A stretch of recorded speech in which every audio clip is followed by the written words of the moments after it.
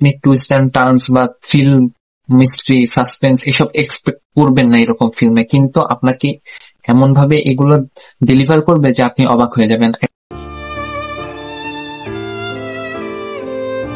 কি অবস্থা সবার? তো রিসেন্টলি বিজয় সেতুপতির একটা মুভি নেটফ্লিক্সে ড্রপ করা হয়েছে, এন্ড তারপর থেকে ফেসবুকে কিন্তু বিজয় সেতুপতিকে নিয়ে অনেক অনেক মুভি রিলেটেড পেজ, গ্রুপ, বিভিন্ন জায়গায় কিন্তু অ্যাপ্রিসিয়েশন পোস্ট চলতেছে। তো এটা এখনো কিন্তু এরকম ম্যাস ভাবে ছড়ায় না যে সবাই দেখে ফেলছে এরকম টাইপের। জাস্ট 2-3 দিন হলো ড্রপ করা হয়েছে, এন্ড আস্তে আস্তে কিন্তু এটা আরো বাড়বে।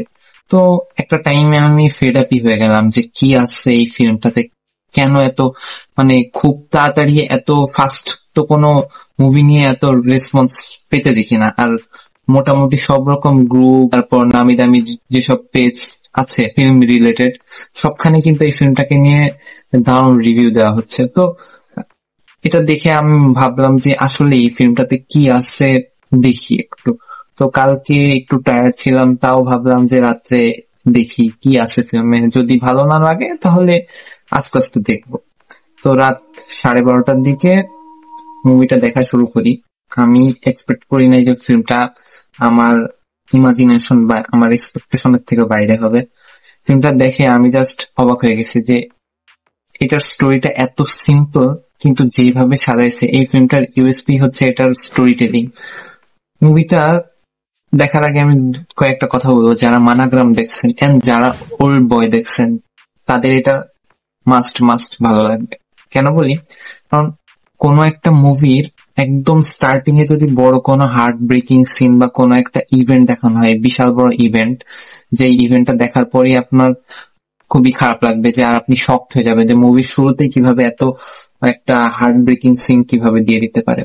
এটা দেখার পর আমি রিয়েলাইজ করলাম যে মুভির একদমই শুরুতে যদি এরকম কিছু থাকে, তার মানে পুরো ফিল্মে এমন কিছু এলিমেন্ট বা মুভির স্টোরিটা এমন কিছু আছে যার কারণে ওইটাকে ওভারকাম করার মতো অ্যাবিলিটি এই ফিল্মটা থাকে। তো এই ফিল্মটাতেও কিন্তু তেমনই আছে, যে মুভির একদম স্টার্টিং এই এত বড় একটা ধাক্কা দিয়ে দিবে আপনাকে, আপনি হজম করতে পারবেন না, কিন্তু পুরো ফিল্মটা দেখার পর আপনার মনে হবে যে ফার্স্টে যে ধাক্কাটা দিছে ওইটা আসলে কিছুই না। কেন বলতেছি? কারণ মুভির একদম শুরুতেই একটা বড় ধাক্কা দিয়ে দেয়, and এই ধাক্কাটা যখন দেয় না, তার 2-3 সেকেন্ড আগে আমি জাস্ট দেখেই ভাবতেছিলাম যে এই তো মনে হয় এইটা হবে, কিন্তু একদমই সত্যি সত্যি ওইটাই হয়ে যায়। আমি জাস্ট শকড হয়ে গেছি যে আমি কিভাবে, মানে আমি জাস্ট কথার কথা বলছি দেখতে দেখতে এন্ড ওইটাই মিলে গেছে। কিছুদিন আগে একটা ফিল্ম দেখছিলাম জন সিনার ফ্রিল্যান্স, তো ওইখানেও কিছু কিছু সিন, মানে একটা সিকোয়েন্স গুলো এমন ভাবে দেখানো হয় যে আপনি প্রচুর মুভি দেখে থাকেন, আপনি গেস করতে পারবেন যে এই যে ফ্রেমটা দেখানো হচ্ছে, এই যে সিনটা দেখানো হচ্ছে, এটা কি দেখাইতে পারে। তো প্রচুর মুভি দেখলে না ওইটা আন্দাজ করতে সুবিধা হয়। তো আমিও আন্দাজ করে বলছি, কিন্তু ওটা সত্যি হয়ে গেছে। বাট আমি এক্সপেক্ট করি নাই যে মুভির একদম শুরুতে এইভাবে একটা ধাক্কা দিয়ে দিবে। আমি ভাবছি যেহেতু একটা চাকু হাতে বিজয় সেতুপতিকে পোস্টারে দেখা যাচ্ছে, তো আমি গেস করছি যে ফিল্মটা অ্যাকশন রিলেটেড হবে। কিছুদিন আগে কিল মুভি দেখছি, তো অ্যাকশন দেখতে দেখতে ভাবলাম যে কি আছে অ্যাকশন মুভিতে দেখি, কিন্তু এটা দেখার পর আমি জাস্ট শকড হয়ে গেছি যে এটা কি ছিল। মানে এটার মূল হচ্ছে স্টোরি টেলিংটা।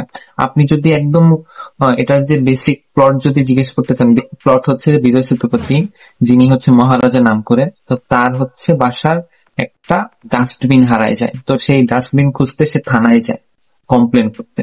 তো পুলিশ কিন্তু প্রথমেই তার কমপ্লেন নিতে চাচ্ছিল না, কিন্তু যখন সে ঘুষ দিতে চায় তখন কিন্তু তার কমপ্লেন নেয়। তো এখানেই গল্পটা ঘুরে যায় যে কেন সে ডাস্টবিনের জন্য কমপ্লেন করছে, ডাস্টবিনে কি আছে, কি কারণে তার ডাস্টবিন দরকার। তো মুভির একদম শুরুতে যখন যে ইনসিডেন্টটা দেখানো হয়, আমি গেস করছি হয়তো এই ডাস্টবিনের সাথে তার কোনো স্মৃতি এটা হইতে পারে। হয়তো আবারও বললাম যে স্টোরি টেলিং। মুভির পরতে পরতে না আর টুইস্ট আছে। কেন বলতেছি? কারণ যারা মানাগ্রাম দেখছেন বা যারা ওল্ড বয় দেখছেন, মানাগ্রামের যে স্টোরি টেলিংটা ছিল, যে বিভিন্ন ইনসিডেন্ট, বিভিন্ন মানুষের যে ঘটনা একসাথে এক জায়গায় একত্র হচ্ছে না, এখানেও এমন ভাবে গল্পগুলো সাজানো না, আপনার মনে হবে যে প্রতিদিনকার ঘটনা আলাদা আলাদা করে বলতেছে। যখন এই সবগুলো ঘটনা একসাথে হবে আপনি জাস্ট অবাক হয়ে যাবেন। এন্ড গল্প যখন একসাথে হয়ও, তারও শেষে কিন্তু টুইস্ট আছে, মানে আপনাকে অবাক করে ছেড়ে দেবে। এন্ড এটার স্টোরি টেলিংটা দারুণ, মানে গল্প কিন্তু খুবই সিম্পল। আপনি যদি ফিল্মটা দেখেন আপনি জাস্ট অবাক হয়ে যাবেন যে গল্পটা এত সিম্পল, কিন্তু যেইভাবে গল্পটা সাজাইছে, যেভাবে গল্পের প্লট গুলা একের পর এক দেখানো হয়েছে, আপনি জাস্ট দেখার সাথে সাথে বারবার ভাববেন যে এটা কি দেখাইতেছে, কেন দেখাইতেছে, কেমনে সম্ভব। মানে এত সিম্পল স্টোরিকে একদম অসাধারণ করে দিছে। ফিল্মটা দেখতে যে আমি জাস্ট অবাক হয়ে গেছি। একে তো আমি এক্সাইটেড ছিলাম বিজয় সেতুপতি আর অনুরাগ কাশ্যপের মধ্যে একটা ফাইট বা একটা টাসেল দেখার জন্য, যে তাদের দুইজনের মধ্যে এমন কিছু একটা দেখবো মারাত্মক লেভেলের হবে। কিন্তু ফিল্মটার গল্প আপনাকে মারাত্মক লেভেলের নিয়ে যাবে। হ্যাঁ, এন্ড স্টোরিটা তো বললামই, বেশি কিছু না, স্টোরিটা খুবই সিম্পল, কিন্তু যেভাবে গল্প সাজানো হয়েছে, যেভাবে স্ক্রিন প্লে করছে, আউটস্ট্যান্ডিং। এন্ড এটা সম্ভবত এই ফিল্ম ডিরেক্টরের দ্বিতীয় মুভি, এন্ড দ্বিতীয় মুভিতে সে মাথা নষ্ট করে দিচ্ছে। মানে একদমই আপনি টুইস্ট অ্যান্ড টার্নস বা থ্রিল, মিস্ট্রি, সাসপেন্স এসব এক্সপেক্ট করবেন না এরকম ফিল্মে, কিন্তু আপনাকে এমন ভাবে এগুলো ডেলিভার করবে যে আপনি অবাক হয়ে যাবেন। একদম ফার্স্টের মুভির শুরুতে একদম সিম্পল স্ক্রিন প্লে নোটিস করতেছিলাম। তো যারা প্রচুর মুভি দেখে না, তারা যদি এরকম সিম্পল স্ক্রিন প্লে দেখে না, তাদের সন্দেহ হয়। নর্মাল স্ক্রিন প্লে দেখে ভাবতেছিলাম যে এত নর্মাল স্ক্রিন প্লে এরকম মুভিতে তো দেওয়ার কথা না। এন্ড যেহেতু এটা ক্রিটিক্যালি অ্যাক্লেমড হয়েছে, তো তার মানে ফিল্মে কিছু আছে। তো আমি তাই জন্য দেখতে দেখতে মানে একদম স্টার্টিংটা খুবই স্লো। যারা দৃশ্যম দেখে তারা খুবই ভালো বুঝতে পারবে যে দৃশ্যম মুভির একদম স্টার্টিং এ যেরকম খুবই স্লো এন্ড একদম ফ্যামিলি ড্রামা টাইপের লাগতেছিল, কিন্তু আস্তে আস্তে যখন গল্পটা একটা অন্য দিকে ঘুরে যায়, তখন কিন্তু আপনার আরো আগ্রহ জন্মে। এখানেও কিন্তু সেম জিনিসটা হয়েছে, যে একদম মুভির স্টার্টিংটা খুবই সিম্পল, একদম ফ্যামিলি ড্রামা মনে হতে পারে আপনার, কিন্তু আস্তে আস্তে গল্পটা যে কোথায় নিয়ে যাবে আপনি অবাক হয়ে যাবেন। তো এটাই হচ্ছে এই গল্পের মূল ইউএসপি, মানে storytelling outstanding, and performance এর কথা তো নাই বলি। অনুরাগ কাশ্যপ এন্ড বিজয় সেতুপতিকে নিয়ে কথা বলা মানে সময় নষ্ট। হ্যাঁ, তারা সবসময় আমাদের এক্সপেকটেশনের থেকেও বেশি কিছু ডেলিভার করে, এন্ড এখানে তো একদমই অন্য লেভেলে চলে গেছে। অনুরাগ কাশ্যপ থেকে তো আমি এক্সপেক্ট করিনি, মানে অনুরাগ কাশ্যপ পুরোপুরি একজন অ্যাক্টর হিসেবে দেখা যাচ্ছে। তাকে তো আমরা ডিরেক্টর হিসেবে একদম অন্যরকম একটা সম্মান দিই, gangs of Wasseypur, then ugly, no smoking, কিন্তু তিনি যে দারুণ অ্যাক্টিং করতে পারেন এই ফিল্মে দেখতে পারবেন। এন্ড বিজয় সেতুপতি জাস্ট ফাটাই দিচ্ছে। And আমি মানে এটার স্টোরিটা দারুণ, মানে 5 স্টার দিতেই হয়।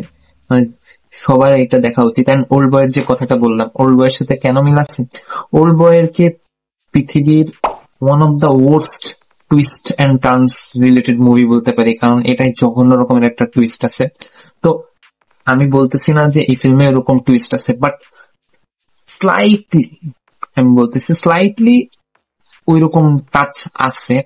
এন্ড মানাগ্রামের যে কথাটা বললাম, মানাগ্রামের যেরকম বিভিন্ন ইনসিডেন্ট একসাথে করা হয়েছে, এখানেও কিন্তু ওরকম স্টোরি টেলিংটা আপনার পরতে পরতে আস্তে আস্তে একটা টুইস্ট দিবে। আপনি যেটা ভাববেন সেটা কিন্তু হবে না, আস্তে আস্তে আপনার ইমাজিনেশন থেকেও বেশি কিন্তু আপনি দেখতে পাবেন। তো আপনি অবাক হতে বাধ্য। তো যত দ্রুত সম্ভব মহারাজা ফিল্মটা দেখুন। এন্ড কেমন লাগছে অবশ্যই কমেন্ট বক্সে জানান, এন্ড যারা দেখছেন অবশ্যই কমেন্ট বক্সে জানাবেন আপনাদের এই ফিল্মটা কেমন লাগছে।